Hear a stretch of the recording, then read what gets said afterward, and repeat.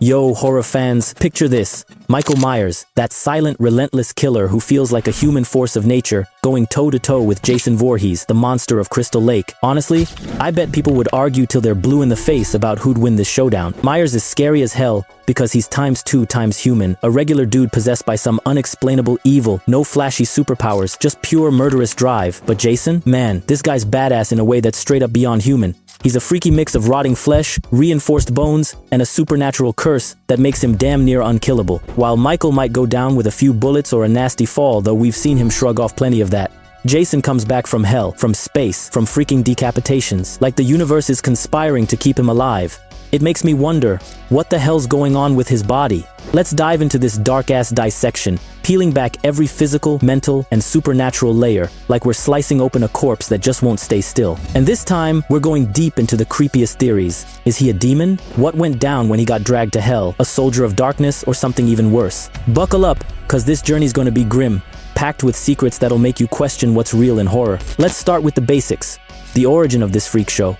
Jason Voorhees was born on June 13, sometime in the 42nds. The exact date's kinda messy, cause, no joke, even his birth is a mystery. Son of Pamela and Elias Voorhees, he came into the world with some serious deformities. Hydrocephalus, a condition that makes the skull swell with fluid, putting pressure on the brain and messing with his head, literally. That explains his mental limitations. Picture a kid with a distorted face, uneven eyes, rough skin, not meant to be times ugly at first, but the look became iconic, part of who he is. Pamela, obsessed with her son, kept him away from the world, homeschooling him, and he grew up clinging to her like she was a goddess. In my opinion, that's the core of Jason's psychological terror. He's not just a killer, he's a walking trauma, an abused kid who sees his mom as his only salvation. In 1957, at 11 years old, at Camp Crystal Lake, the camp bullies toss him into the lake to prove he could swim. The counselors, too busy hooking up, don't notice a thing.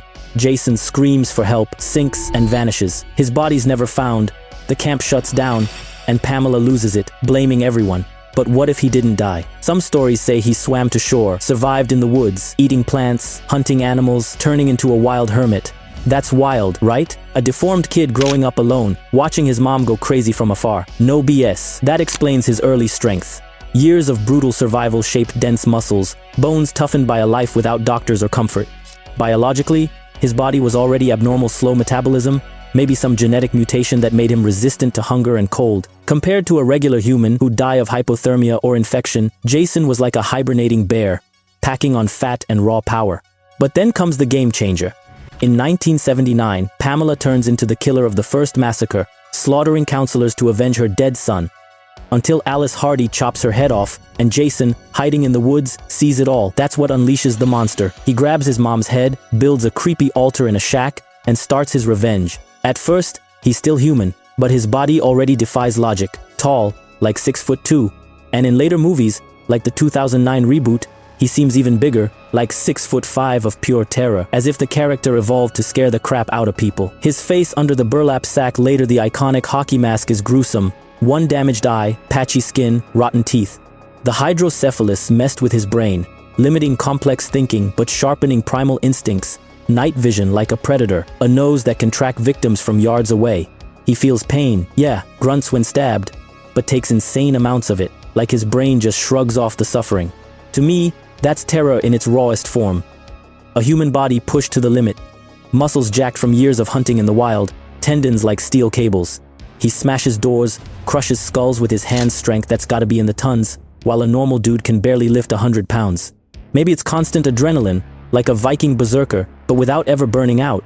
He doesn't pant, doesn't collapse. His heart, if it's still beating, is a relentless machine. And his stamina? He sinks in the lake and comes out fine, swimming fast despite his childhood trauma. Water's his symbolic weakness, the fear of drowning, but as a zombie, he ignores it, walking along the ocean floor to freaking Manhattan, like water's just a minor inconvenience.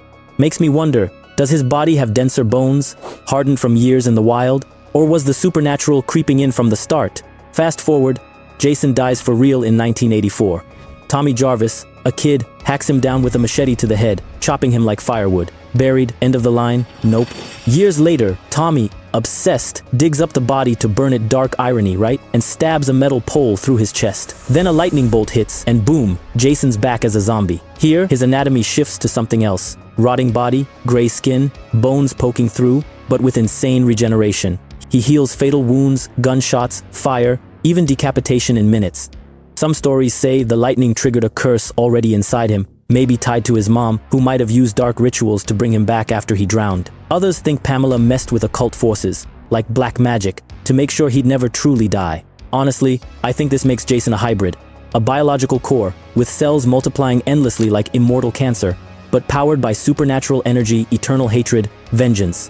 His metabolism? Zilch. He doesn't eat, doesn't drink, doesn't age. He hates horny teens because they remind him of the counselors who ignored him, and that's all that drives him.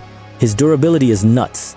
They blow him to bits, but his heart keeps beating, possessing bodies like a demonic parasite, a supernatural virus carrying his essence. That's badass. His anatomy isn't just a body anymore, it's a soul hopping from host to host. And in the future, when nanobots turn him into a cyborg, he becomes Uber Jason, metal fused to flesh, surviving the vacuum of space and atmospheric re-entry, burning like a meteor. Picture his lungs. They don't need air. His blood, clotted, but flowing by some mystical force. Compared to Michael Myers, who dies and comes back with no explanation, Jason's got layers, a wrecked biological body, sustained by something beyond. To me, that makes him scarier. He's evil that evolves, adapting to anything that tries to take him down. Let's break down his powers like we're running a twisted experiment in a creepy lab. Superhuman strength. Even as a human, he'd yeet people across yards. As a zombie, he punches through bodies, rips off heads, smashes concrete like it's nothing.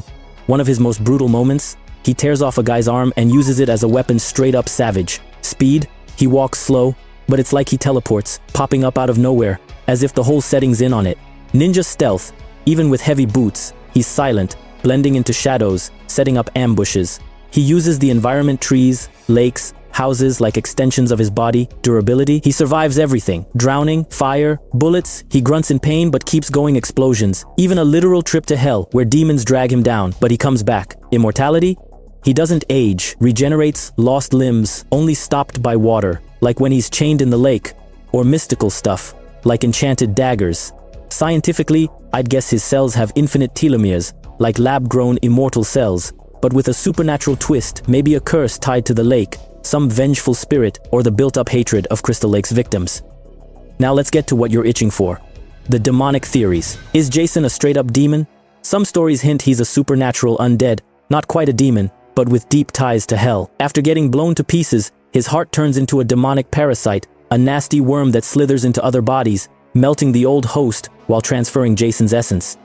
That's insane. Imagine his anatomy boiled down to a pulsing organ, carrying an eternal curse, jumping from body to body like a satanic virus. In his mom's house, there's the Necronomicon Ex Mortis, that cursed book from another horror universe, and it's no accident, it was put there on purpose to suggest Pamela used it to bring Jason back after he drowned. That explains so much of his supernatural stuff. His immortality, superhuman strength, constant resurrections. The idea is that Jason's a deadite, a creature corrupted by the book's demonic energy, not just some regular zombie. This connection gets backed up in stories where folks confirm the Necronomicon is the root of Jason's powers, linking horror universes in a symbolic, terrifying way. The same evil that spawns demons in haunted woods also gave life to Crystal Lake's monster. To me, this cranks up Jason's supernatural anatomy. It's not science keeping him alive, it's ancient demonic magic, a primal evil that turns flesh into something eternal and vengeful. In other stories, he's mistaken for a hellspawn, leading demon armies in apocalyptic massacres, wiping out entire cities. But he's not a loyal servant of hell. He betrays any master, cause his revenge for his mom trumps any demonic deal. What went down when he got dragged to hell? That's one of the darkest parts of his story. After possessing a bunch of bodies, a coroner, a cop, a TV host, he tries to be reborn for real, using his family as a host. But an enchanted dagger hits him, and demonic hands burst from the ground, grabbing him and yanking him into the abyss as he thrashes, leaving just his mask behind. That scene's chilling. Unstoppable Jason, reduced to nothing, sucked into hell. Down there, he's trapped in an eternal nightmare. A twisted version of Crystal Lake at sunset, where he hunts and kills the same victim, a girl named Heather, in an endless loop. It's like hell turned his violence into a punishment, or maybe it's just his nature, doing what he does best.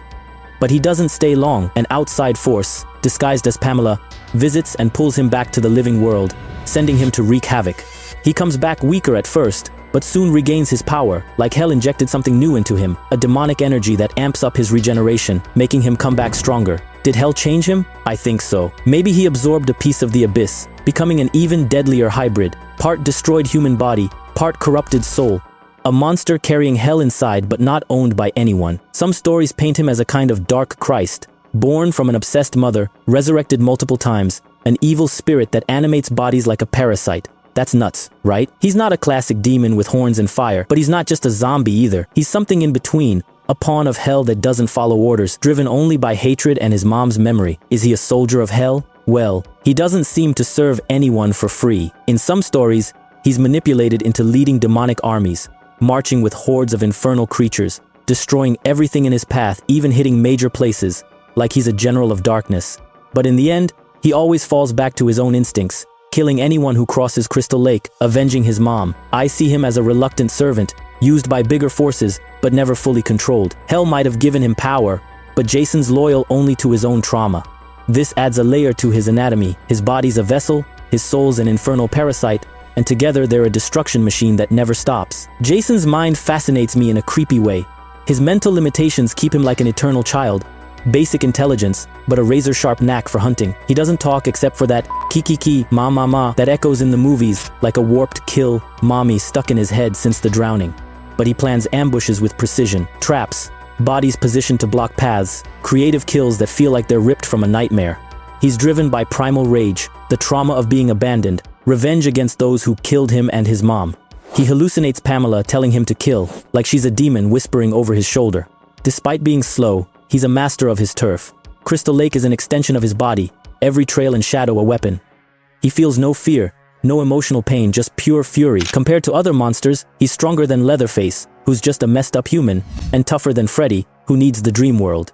Against Michael Myers, Jason's got the edge with his regeneration, but Michael's got that pure, almost philosophical evil. To me, Jason's mind is raw psychological terror, an evil that doesn't think, just destroys, echoing our deepest fears of abandonment and revenge. With the demonic angle, maybe his mind's guided by hell's whispers, explaining why he briefly follows outside forces, but always snaps back to his Crystal Lake instincts. And check this out, in a newer version, like the 2009 reboot, Jason's shown as even more strategic and clever, almost like a military predator. He builds a whole network of underground tunnels beneath Camp Crystal Lake, linking cabins, the lake, the woods, everything to move fast without being seen, popping up out of nowhere to attack his victims. These tunnels are perfect hunting routes, a base where he stashes bodies, watches his prey, stores weapons, and even has makeshift lights and his mom's mummified body, treating the place like a dark shrine.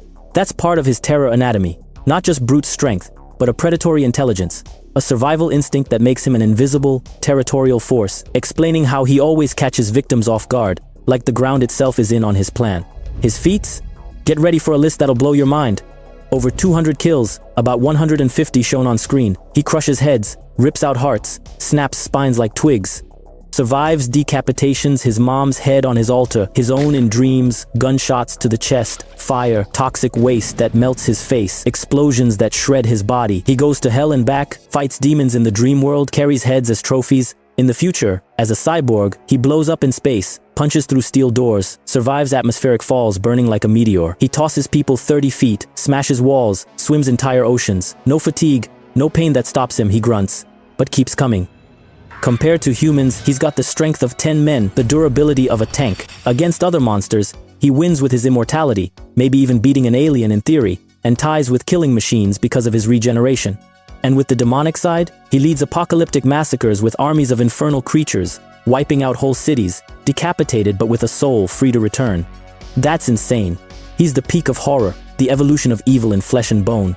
Oh, and don't forget, he even beat Freddy Krueger in an epic showdown, ripping off Freddy's arm and using it as a weapon, ending the fight by carrying Freddy's head back to the lake. A brutal victory that crowns Jason as the king of slashers, even if Freddy winks at the end, hinting that evil never truly dies. The mystery of his immortality?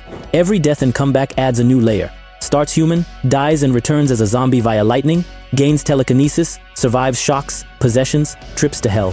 The origin lies in his childhood trauma, the drowning, the lake's curse that turned him into a symbol of eternal vengeance. Is he still human? Nah, he's the embodiment of hatred, an evil that doesn't die, like a virus infecting reality. With the demonic theories, maybe he's a hybrid created by his mom's dark rituals. A reluctant servant of hell, but loyal only to his past, Jason's primal terror, the abandoned kid turned predator. Immortal, because evil is cyclical, eternal, unstoppable. So, is Jason Voorhees just an undead monster, or did Crystal Lake itself create a creature to guard its curse? Is he a demon, a soldier of hell, or something even the devil can't control? Let me know in the comments what you think. Drop a like if you dug this grim dissection, and subscribe to the channel for more nerdy, creepy horror breakdowns.